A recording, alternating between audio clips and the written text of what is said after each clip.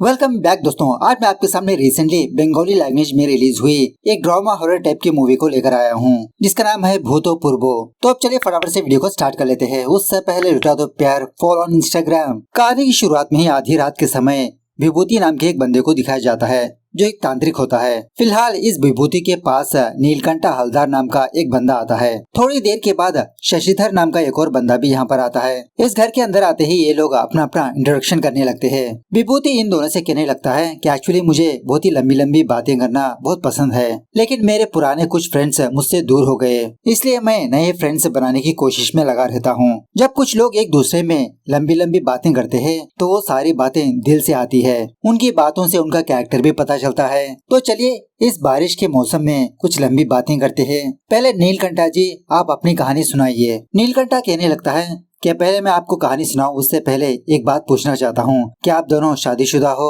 क्योंकि मेरी कहानी में औरत का कैरेक्टर बहुत ही इम्पोर्टेंट रोल प्ले करता है। मुझे लगता है कि औरत और उसकी साइकोलॉजी को समझ पाना बैचलर्स की बस की बात नहीं। शशिधर मुस्कुराते हुए कहने लगता है कि औरत की साइकोलॉजी को कोई भी समझ नहीं पाया, चाहे शादीशुदा हो या तो फिर बैचलर, और लगता है आपकी जिंदगी में ज्यादा औरतें नहीं है। नीलकंठ कहने लगता है कुछ ऐसा ही है। खैर 10 साल पहले मुझे किसी रेलवे स्टेशन के पास ट्रांसफर हुआ था, सो वहाँ पर मेरी मुलाकात एक टीचर से हुई। उस टीचर ने मुझे ये कहानी सुनाई। इस तरह से नीलकंठ इन दोनों को वो कहानी सुनाना स्टार्ट करता है। यहाँ पर एक और बात यह है कि जो बंदा जो कहानी सुनाता है वो उसी के कैरेक्टर में होता है। तो इसकी कहानी में मेन कैरेक्टर का नाम होता है फणिभूषण। अब फणिभूषण के बारे में बात करें तो फिलहाल इसके पेरेंट्स इस दुनिया में नहीं होते। बहुत बड़ा रईस खानदान होता है इसका। फणिभूषण के पेरेंट्स बनने के बाद फणिभूषण की मासी फणिभूषण को अब्रॉड भेजा ग्रेजुएशन करने के लिए। फणिभूषण अपनी पढ़ाई खत्म करके वापस आकर एक बहुत ही सुंदर गरीब लड़की से शादी की, मतलब उस लड़की को जिंदगी देने के लिए और उसी तरह से दूसरे लड़कों को इंस्पिरेशन भी देने के लिए। फिलहाल फणिभूषण की मासी फणिभूषण से थोड़ा नाराज होती है क्योंकि फणिभूषण ने अपनी पसंद की शादी की और इसी तरह से अपना बिजनेस भी स्टार्ट किया। फणिभूषण की मासी ने ही सोचा था कि इंडिया वापस आकर इनका फैमिली का बिजनेस टेकअप करेगा, और उसी तरह फणिभूषण यहाँ पर भी नहीं रहना चाहता अपनी मासी के पास। दूसरे गांव पर इसका एक पुश्तैनी घर होता है, वहाँ पर शिफ्ट होने लगता है। वहीं पर उसका बिजनेस भी होता है। फणिभूषण अपनी मासी से कहने लगता है कि मासी मैं अपने बलबूते पर कुछ करना चाहता हूँ, और वैसे भी आप काशी जाने चाहते हो ना, मैं सब कुछ इंतजाम कर दूंगा। वापस आने के बाद आप मेरे साथ ही रह सकते हो। लेकिन इसकी मासी इसी घर में रहना चाहती है। फणिभूषण से एक और बात भी पता चलती है कि इसकी बीवी का नाम मोनी है, जो कुछ दिनों पहले कुछ बीमार थी, अब धीरे धीरे रिकवर हो रही है। थोड़ा बहुत हवा चेंज करने के लिए ही फणिभूषण अपनी बीवी मोनी के साथ दूसरे घर पर शिफ्ट हो रहा है। उसके बाद फणिभूषण अपनी कार के जरिए से उस दूसरे घर पर जाने लगता है। इसकी गाड़ी को देखकर ऐसा ही लगता है कि ये कहानी बहुत ही पुरानी है। फणिभूषण अपनी बीवी मोनी से बहुत प्यार करते रहता है। थोड़ी देर के बाद ये दोनों अपने पुश्तैनी घर के पास पहुंच जाते हैं, जो बहुत ही बड़ा होता है। इस घर में ऑलरेडी एक केयर टेकर होता है। इन दोनों के आने की खबर सुनकर इस घर को अच्छे से रेडी शेडी कर चुका होता है। इस घर में एक तोता होता है। मोनी को ये तोता बहुत पसंद आने लगता है। वो केयर टेकर फणिभूषण को सारा घर दिखाने लगता है कि कौन सी चीज कहाँ पर है, कौन सा कमरा कहाँ पर है। एक और बात यह है कि ये केयर टेकर फणिभूषण के पेरेंट्स के जमाने से काम कर रहा होता है यहाँ पर। फणिभूषण और उसकी बीवी को यहाँ पर देखकर ये बहुत खुश होने लगता है कि इतने सालों के बाद इस घर पर रौनक आई, वरना ये घर तो वीरान हो चुका था। उसके बाद मोनी वापस अपने कमरे पर आकर खिड़की के जरिए से बाहर देखने पर एक बहुत ही खूबसूरत सी नदी नजर आती है इसको। इस कमरे पर फणिभूषण की माँ की पेंटिंग होती है। मोनी से कहने लगता है कि जब पहली बार मेरी माँ शादी करके यहाँ पर आई थी तो मेरे फादर ने बहुत बड़े आर्टिस्ट को बुलाकर इस पेंटिंग को बनवाया था। मेरी माँ की पेंटिंग ही एक एंटिक पीस है, और इसी तरह पापा ने इस घर को मेरी माँ के नाम कर दिया था एज ए गिफ्ट के तौर पर। अब मोनी के बारे में बात करें तो पता नहीं इसको क्या हुआ होता है, ये ज्यादा बात ही नहीं करती। इस घर पर आने के बाद फणिभूषण से एक ही बात कहने लगती है कि मुझे ये जगह बहुत पसंद आई, बहुत खूबसूरत है ये बातें सुनने के बाद फणिभूषण और खुश होने लगता है कि तुम खुश हो तो मैं भी खुश हूँ। इसी बातों ही बातों में एक शॉकिंग बात भी बताने लगती है कि इस कमरे से तुम्हारी माँ की पेंटिंग को हटा दो। यह सुनने के बाद फणिभूषण थोड़ा शॉक में रह जाता है। उसके बाद फणिभूषण वापस अपने ऑफिस पर आता है। इस ऑफिस में मधुसूदन नाम का एक बंदा होता है जो मोनी का भाई होता है। मधुसूदन के काम को देखकर फणिभूषण मधुसूदन को एक और जिम्मेदारी सौंपने लगता है। तभी यहाँ पर इसका मैनेजर आता है। यहाँ पर एक और बात यह है कि मधुसूदन को जिस गोडाउन का इंचार्ज बनाया होता है पहले दूसरा बंदा इंचार्ज था, लेकिन कुछ कांड करने की वजह से फनी भूषण ने उसको काम से निकाल दिया और उसने फनी भूषण के ऊपर कोर्ट में केस फाइल कर दिया। तब कुछ केस चल रहा होता है। फनी भूषण मैनेजर से कहने लगता है कि वो लीगल के काम आप ही देख लो, मधुसूदन आपकी मदद करेगा। मैंने उसको ये जिम्मेदारी दे दिया। उसी वक्त फनी भूषण को एक पार्सल आता है। ये पार्सल देखकर फनी भूषण बहुत खुश होने लगता है। मैनेजर से कहने लगता है कि मुझे अभी के अभी घर जाना है, आप संभाल लो। मैनेजर फनी भूषण को खोपची में बुलाकर कहने लगता है कि सर, मधुसूदन को ये जिम्मेदारी देना मुझे ठीक नहीं लगता, आप एक और बार सोचिए। उसके पास ज्यादा एक्सपीरियंस नहीं, हम उसके बारे में ज्यादा नहीं जानते। फनी भूषण कहने लगता है, अरे मैनेजर साहब, आप टेंशन मत लीजिए, हम लोग एक और नया बिजनेस स्टार्ट करने वाले हैं, तो आपका ही तो काम कम होगा। लेकिन फिर भी वो मैनेजर फनी भूषण को कुछ पेपर्स देने लगता है। कहने लगता है कि आप थोड़ा थरोली चेक करिए इसको, मैं नहीं चाहता कि हमारा बहुत बड़ा लॉस हो। जब फनी भूषण वापस अपने घर पर आता है तो उस वक्त मोनी संगीत गा रही होती है। फनी भूषण वो पार्सल मोनी को देने लगता है तो मोनी बहुत ही खुश होकर उस पार्सल को ओपन करने पर उसमें बहुत ही कीमती जेवर होते हैं। कहने लगता है कि जब हमारी नई फैक्ट्री की ओपनिंग होगी तब तुम ये साड़ी और गहने पहन कर आओ, महारानी लगोगी तुम। लेकिन मोनी का बिहेवियर कुछ अलग ही लेवल का होता है। फनी की बातें नहीं सुनती, इसका सारा ध्यान गहनों पर ही होता है। झटके से इग्नोर करके दूसरे कमरे पर चली जाती है। मतलब अगर कोई पति अपनी पत्नी को गिफ्ट देता है, कीमती गिफ्ट, तो उसे थैंक यू बोलते हैं या तो फिर हक करते हैं, लेकिन मोनी ऐसा कुछ भी नहीं करती। ये चीज फनी भूषण को बहुत ही अजीब लगने लगती है। खैर रात में जब फनी भूषण कोई किताब पढ़ रहा होता है कमरे के बाहर, तो उसी वक्त मोनी पूरी तरह से रेडी शेडी होकर कमरे से बाहर आती है, अपने हाथ में मोमबत्तियां लेकर। इशारों से फनी भूषण को दूसरे कमरे पर बुलाने लगती है। उसी कमरे में फनी भूषण की माँ की पेंटिंग होती है। फनी भूषण से कहने लगती है कि तुम्हारी माँ ने जो गहने पहने वो गहने मेरे पास नहीं है, तो मैं तुम्हारी माँ की तरह महारानी कैसे लगूंगी। फनी भूषण कहने लगता है, अरे मोनी, तुम ही इस घर की मालकिन हो, रानी हो, और क्या चाहिए तुमको मेरी माँ का ही नेकलेस चाहिए ना, मैं दिलवा दूंगा, तुम जो चाहे वो मैं दिलवा दूंगा। बस एक बार दूसरी फैक्ट्री का काम खत्म हो जाए, उसके बाद तुम और राज करोगी, तुमको पूरी तरह से सोने में डुबा दूंगा। हाँ भाई, क्यों नहीं डुबा दोगे सोने में तुम, उस टाइम तो 50-100 रुपए होगा, साले हमारे जमाने पर आकर देखो, तुम्हारे पुश्तैनी घर बिक जाएगा। खैर फनी भूषण कहने लगता है, मोनी तुम बस खुश रहो, हम सारे लोग तुमसे बहुत प्यार करते हैं, मैं, मासी, अंकल। मोनी कहने लगती है, नहीं, तुम्हारी मासी मुझसे प्यार नहीं करती, वो मुझसे बच्चा चाहती है, मैं दोबारा वहाँ पर नहीं जाऊंगी। फनी भूषण कहने लगता है कि बेबी कूल डाउन, इतना टेंशन मत लो, तुम कहीं पर भी मत जाओ, यहीं पर रहो। खैर जो भी हो, फनी भूषण और मोनी की जिंदगी ऐसे ही गुजरती रहती है। लेकिन एक दिन फनी भूषण की लाइफ में बहुत बड़ी प्रॉब्लम आती है। मतलब जो केस चल रहा होता है ना, उस केस के रिलेटेड फनी भूषण को बहुत बड़ा अमाउंट चाहिए होता है, और ऊपर से इसके बिजनेस में थोड़ा बहुत लॉस भी हो चुका होता है। इसका थोड़ा माल भी बॉम्बे में अटक चुका होता है। मतलब ऐसे प्रॉब्लम्स आ जाते हैं इसकी लाइफ में। फनी भूषण सोचने लगता है कि ये कोलकाता जाएगा अपनी मासी के पास थोड़ी बहुत हेल्प मांगने के लिए। फनी भूषण वापस अपने घर पर आता है तो इसके हाथ में एक पार्सल होता है। मोनी बहुत खुश होने लगती है, क्या तुम मेरे लिए एक और नेकलेस लाए हो? इस तरह से ओपन करने की कोशिश करने लगती है। फनी भूषण इसको रोकने लगता है कि मोनी, ये तुम्हारा नहीं है, कुछ ऑफिस के पेपर्स है। ये सुनते ही मोनी का चेहरा थोड़ा सा मुरझा जाता है। फनी भूषण कहने लगता है कि मोनी, मैं तुमसे कुछ जरूरी बात कहना चाहता हूँ। एक्चुअली मेरे बिजनेस में थोड़ा सा लॉस हो गया, मैं कोलकाता जा रहा हूँ, पैसों की सख्त जरूरत है, लेकिन मुझे मासी से पैसे मांगना ठीक नहीं लगता।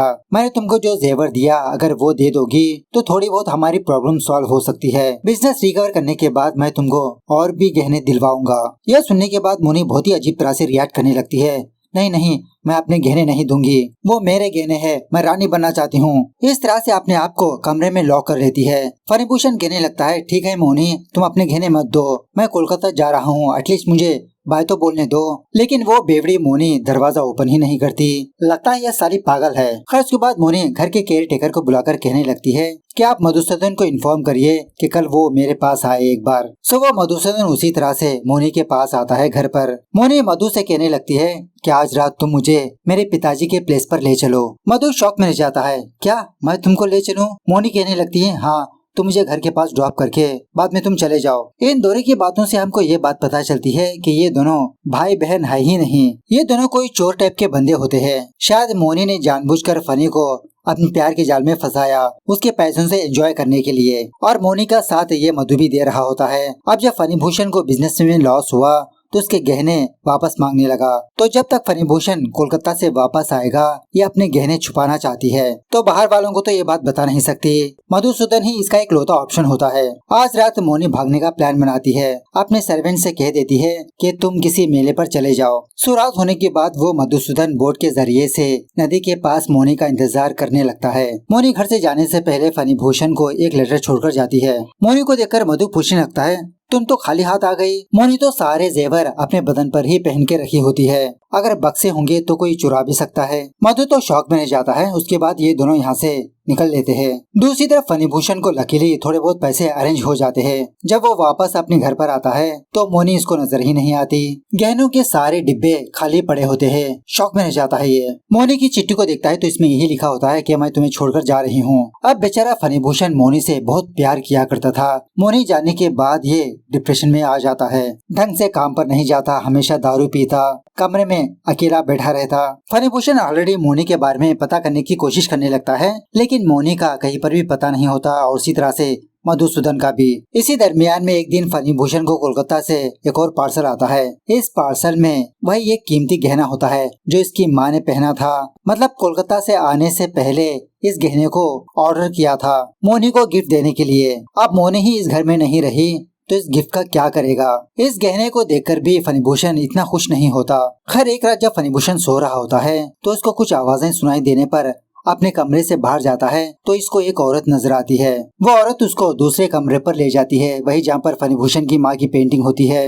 अचानक से उस पेंटिंग में इसको मोनी का चेहरा नजर आता है। ये देखकर फणिभूषण बहुत डरने लगता है। बाद में पता चलता है कि ये सब कुछ इसका एक बुरा सपना था। दूसरी रात फणिभूषण दोबारा अपनी बीवी की याद में उस गहने को लेकर सो रहा होता है तो इसको दोबारा कुछ आवाजें सुनाई देती है। इसके घर में जो तोता होता है ना, वो तोता भी मोनी मोनी कहकर बुलाते रहता है। कमरे से जब बाहर आता है तो इसको एक औरत नजर आती है जिसका चेहरा ढका होता है। फणिभूषण इस औरत को देखकर मोनी मोनी कहते हुए इसके पीछे पीछे जाने लगता है। इस बार ये औरत कमरे पर नहीं जाती, अपने घर से बाहर आती है, मतलब उस नदी के पास लेकर आती है। फणिभूषण उस गहने को मोनी को देने लगता है, लेकिन मोनी उस गहने को नहीं लेती, नदी के अंदर जाने लगती है। फणिभूषण भी इसके पीछे पीछे जाने लगता है। नदी के अंदर आने के बाद जब वो औरत अपना घूंघट हटाती है तो वो मोनी नहीं होती, कंकाल होता है। बाद में हम ये देखते हैं कि उस नदी में कोई भी मौजूद नहीं। प्रेजेंट पर विभूति कहने लगता है, वो कहावत तो आपने सुनी होगी कि बड़े बड़े राज्य एक औरत की वजह से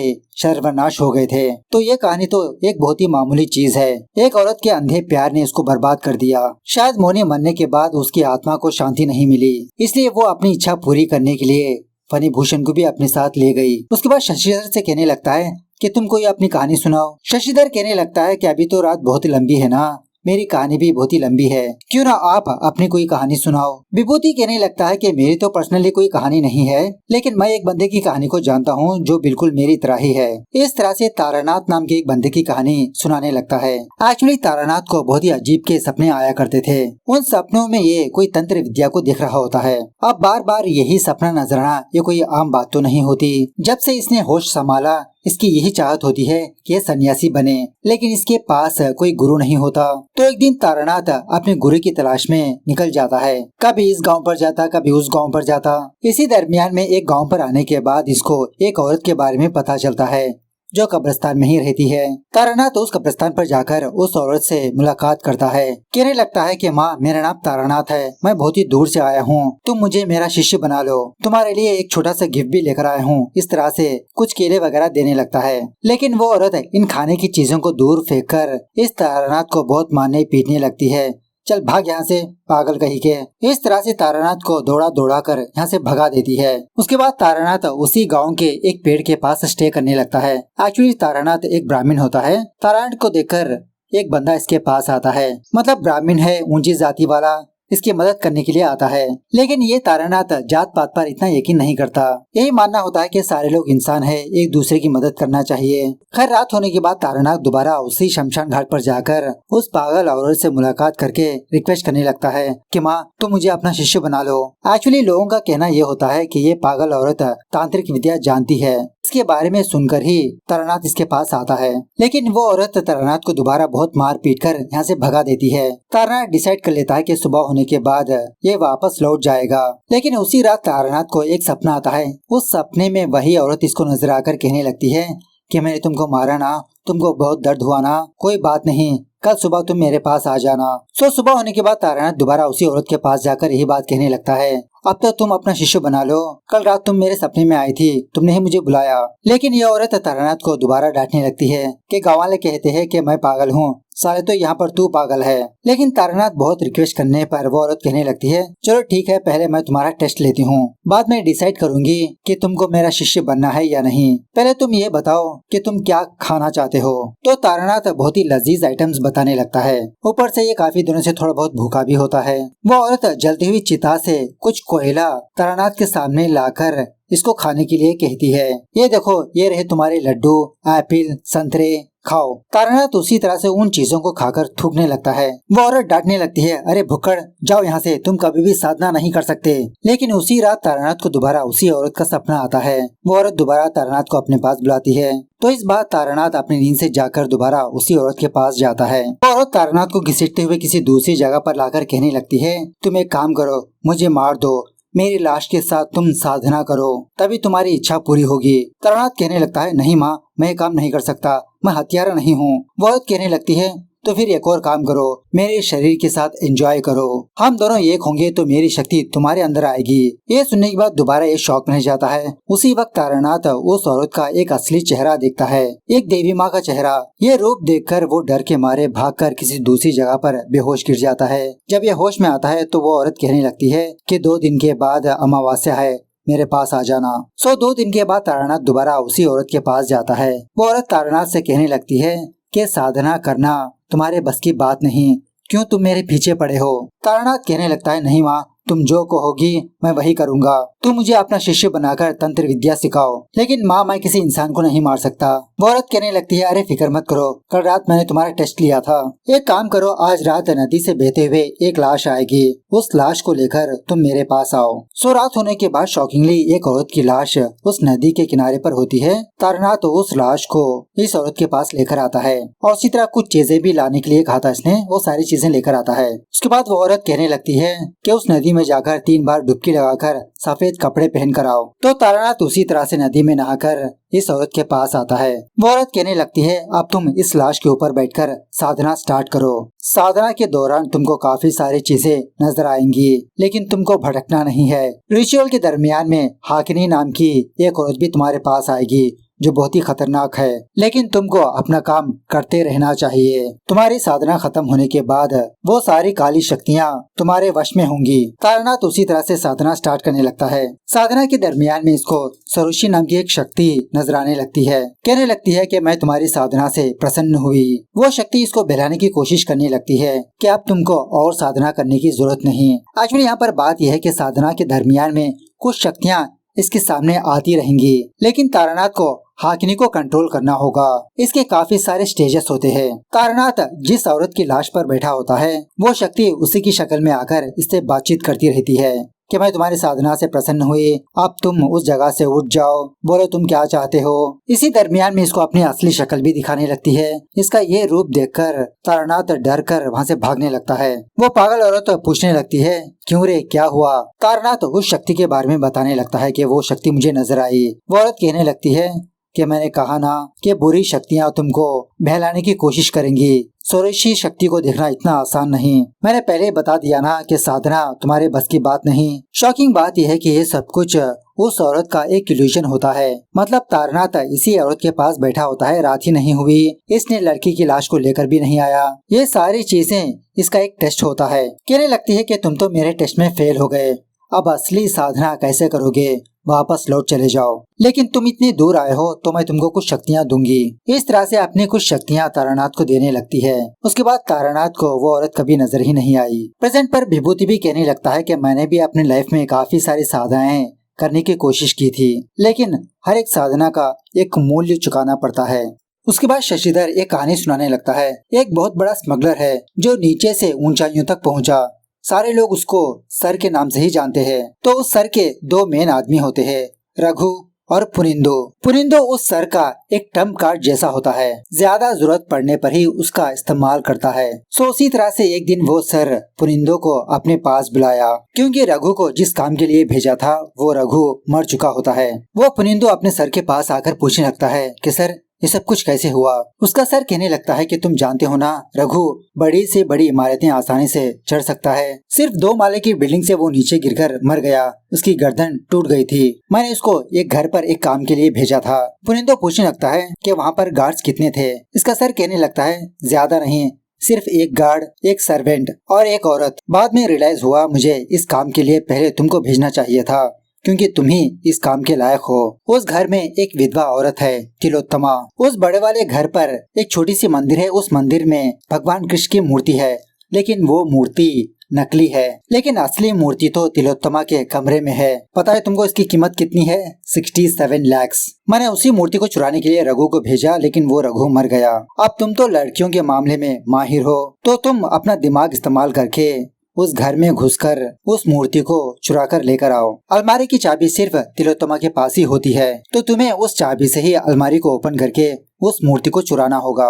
16 साल की उम्र में ही तिलोत्तमा की शादी हो गई थी। 23 साल की उम्र में उसको एक बेटी पैदा हुई, लेकिन कुछ कारणों की वजह से उसकी बेटी मर गई। उसके 2 साल के बाद उसका हस्बैंड मर गया। इस तरह से वो सर पुनिंदो को उस घर के सारे डिटेल्स बताने लगता है। उसके बाद वो पुनिंदो एक भिखारी बनकर तिलोत्तमा के घर के पास पहुंचता है। अब तिलोत्तमा के घर में एक मंदिर होती है ना, तो हर रोज इस मंदिर के पास आता जाता, उसी घर के बाहर सो जाता। तो एक दिन पंडित जी पुनिंदो को ऑब्जर्व करके पूछने लगता है कि मैं तुमको कुछ दिनों से देख रहा हूँ, हर रोज तुम यहाँ पर आते हो। पुनिंदो कहने लगता है कि पंडित जी मुझे यहाँ पर बहुत आराम मिलता है। उसी वक्त इस घर के मैनेजर पुनिंदो को देखकर अपने पास बुलाने लगता है, इसके बारे में पूछने लगता है। पुनिंदो कहने लगता है कि सर मेरा इस दुनिया में कोई भी नहीं, कभी ये मंदिर कभी वो मंदिर घूमता रहता हूँ। इसी दरमियान में मुझे इस मंदिर के बारे में पता चलने पर जब मैं यहाँ पर आया तो मुझे बहुत ही सुकून मिलने लगा। अगर आप चाहते हो तो मैं कल से नहीं आऊँगा। इस तरह से बेहोश होने का नाटक भी करने लगता है। बाद में वो मैनेजर पुनिंदो को काफी सारा खाना देने लगता है। इसने काफी दिनों से खाना भी नहीं खाया। खाना खाने के बाद पुनिंदो दोबारा यहाँ से जाने का नाटक करने लगता है। जाते जाते कहने लगता है, सर मैं एक बात कहना चाहता हूँ, आपके मंदिर में जो पुजारी है ना, वो मंत्र थोड़ा गलत पढ़ रहे हैं। यह सुनने के बाद मैनेजर कहने लगता है, सुनो तुम हर रोज मंदिर के पास आ जा सकते हो और तुमको खाना भी मिलेगा, फिक्र मत करो। एक दिन तिलोत्तमा भी पुनिंदो को ऑब्जर्व करके अपने पास बुलाने लगती है। कहने लगती है कि तुम्हारे नाम से ऐसा लगता है कि तुम बहुत ही अच्छे खानदान से हो। तो वो पुनिंदो तिलोत्तमा और मैनेजर को अपनी झूठी कहानी बताने लगता है कि इसने एमए की डिग्री कर चुका है, संस्कृत इसको बहुत ही अच्छी तरह से आता है, कुछ दिनों पहले ही जेल से रिलीज हुआ, इसका बहुत ही अच्छे खानदान था, लेकिन इसके रिश्तेदारों ने इनकी सारी प्रॉपर्टी हड़प ली इसके माँ बाप मरने के बाद। उसके बाद ये धीरे धीरे दूसरी जगह पर काम करने लगा, लेकिन जिस जगह पर ये काम कर रहा था वहाँ के लोग इस पर ईर्ष्या होकर इसको झूठे केस में फंसाया। तो वो जेल जाकर अपनी बाकी की पढ़ाई कंप्लीट करके रिसेंटली रिलीज हुआ। ये कहाँ जाएगा समझ में नहीं आया, कभी ये मंदिर कभी वो मंदिर घूमता रहा। पुनिंदो को कहानी सुनने के बाद तिलोत्तमा को इस पर बहुत दया आने लगती है। इसको वही मंदिर का काम देने लगती है कि तुम भी आज के बाद से मंदिर में काम करो, पूजा पाठ करो। इस तरह से पुनिंदो वहीं पर रहने लगता है। उसी तरह से पुनिंदो को एक छोटा सा रूम भी दिया जाता है। एक दिन तिलोत्तमा और मैनेजर पुनिंदो के पास आ रहे होते हैं, तो पुनिंदो जानबूझकर किताब पढ़ने का नाटक करने लगता है। तिलोत्तमा बस ऐसे ही इसका हालचाल पूछने के लिए आई होती है। पुनिंदो एक छोटी सी रिक्वेस्ट करने लगता है, क्या मैं आपकी लाइब्रेरी को इस्तेमाल कर सकता हूँ? एक्चुअली मुझे किताबें पढ़ने का बहुत शौक है। यह सुनने के बाद मैनेजर कहने लगता है कि ऊपर जाने के लिए किसी को भी परमिशन नहीं है, अगर तुम किताब का नाम बोलोगे तो मैं वो लाकर दूंगा। लेकिन तिलोत्तमा मैनेजर से कहने लगती है, नहीं इसको लाइब्रेरी तक आने दीजिए। पुनिंदो जानबूझकर तिलोत्तमा की नजरों में आने लगता है, मतलब जानबूझकर अपना शरीर दिखाते हुए इसको सेड्यूस करने की कोशिश करते रहता है। मंदिर में जब जब ये गीत भी गाते रहता है, इसके गीत तिलोत्तमा को बहुत भाने लगते हैं। धीरे धीरे ये भी दोबारा सुहागन होने के सपने देखने लगती है। दूसरे दिन तिलोत्तमा पुनिंदो को अपने उस लाइब्रेरी पर लाती है। एक्चुअली यहाँ तक आने के लिए मैनेजर के अलावा किसी को भी परमिशन नहीं होती। पुनिंदो से ये भी कहने लगती है कि आज के बाद से इस लाइब्रेरी का काम भी तुम ही संभालो। इसी दरमियान में पुनिंदो जानबूझकर तिलोत्तमा को टच करने लगता है। अब इतने सालों के बाद एक मर्द इसको टच किया, इसके अंदर फीलिंग्स जागने लगती है। धीरे धीरे इन दोनों के बीच अच्छी खासी दोस्ती होने लगती है। एक रात मैनेजर तिलोत्तमा के पास आकर कहने लगता है कि मुझे कोर्ट के काम से दूसरे गांव जाना होगा, 2 दिन के बाद मैं लौटूंगा, आप अपना ख्याल रखिए। मतलब इनका एक पुरानी जमीन का केस चल रहा होता है, उसी के काम से ये चला जाता है। सो दूसरी रात पुनिंदो अच्छे से तैयारी कर लेता है, शायद तिलोत्तमा को मारने के लिए। किताबें रखने के बहाने से उस लाइब्रेरी के पास आता है। तभी तिलोत्तमा इसको देखकर पूछने लगती है, अरे इतनी रात को तुम यहाँ? पुनिंदो दोबारा बहाना बनाने लगता है कि मैं सारी किताबें यहाँ पर रखने के लिए आया हूँ, क्योंकि मैं कल यहाँ पर नहीं रहूंगा। तिलोत्तमा पूछने लगती है, क्यों, क्या हुआ, क्या हमसे कोई भूल हो गई? पुनिंदो कहने लगता है, नहीं नहीं, मुझसे ही गलती हो गई। जिस औरत ने मुझे पनाह दिया, खाना दिया, उसके बारे में मुझे गलत फीलिंग्स आने लगी। वो सोच मैं अपने मुंह से कह भी नहीं सकता। अब तिलोत्तमा भी पुनिंदो से प्यार करती रहती है, कहने लगती है कि तुमने कोई पाप नहीं किया। उसी वक्त जोरदार बिजली कड़कने लगती है। इस आवाज से तिलोत्तमा पुनिंदो को हक कर लेती है। उसके बाद क्या था, ये दोनों कमरे में जाकर कांड वांड करने की कोशिश करने लगते हैं। उसी वक्त दरवाजे के पास एक बच्ची इन दोनों को नजर आने लगती है। तिलोत्तमा पूछने लगती है कि आज तुम यहाँ पर क्यों आई हो? तुम्हारे पापा ने मुझे मारने की कोशिश की, तुमने तुम्हारे पापा को मार दिया। एक बंदा हमारे घर पर आया था, तुमने उसे भी मार दिया, लेकिन आज तुम यहाँ पर क्यों आई हो? अब मैं कोई मुसीबत में नहीं हूँ। पुनिंदो उस बच्ची के पास जाकर पूछने लगता है कि कौन है ये बच्ची? तिलोत्तमा कहने लगती है, ये मेरी बेटी है। पुनिंदो पूछने लगता है, लेकिन तुम्हारी बेटी तो मर चुकी है ना? वो बच्ची पुनिंदो का गला पकड़कर दूर फेंक देती है। तिलोत्तमा को इसके पैर दिखाने लगती है, मतलब इसके पैर पर एक चाकू और रस्सी होती है। ये देखकर तिलोत्तमा शॉक में रह जाती है कि पुनिंदो, तुम भी मुझे मारने के लिए आए? वो बच्ची पुनिंदो को खींचते हुए बाहर ले जाकर ऊपर से नीचे गिराकर मार देती है। प्रेजेंट डे पर विभूति इन दोनों से कहने लगता है कि जो भी आत्मा अपने पापों का पश्चाताप करती है वो दोबारा जन्म लेती है। उसी तरह यहाँ पर हमको ये बात पता चलती है कि ये तीनों एक आत्मा है, मतलब विभूति, नीलकंठ, शशिधर। इन तीनों के असली नाम वही होते हैं, फणिभूषण, तारनाथ, पुनिंदो।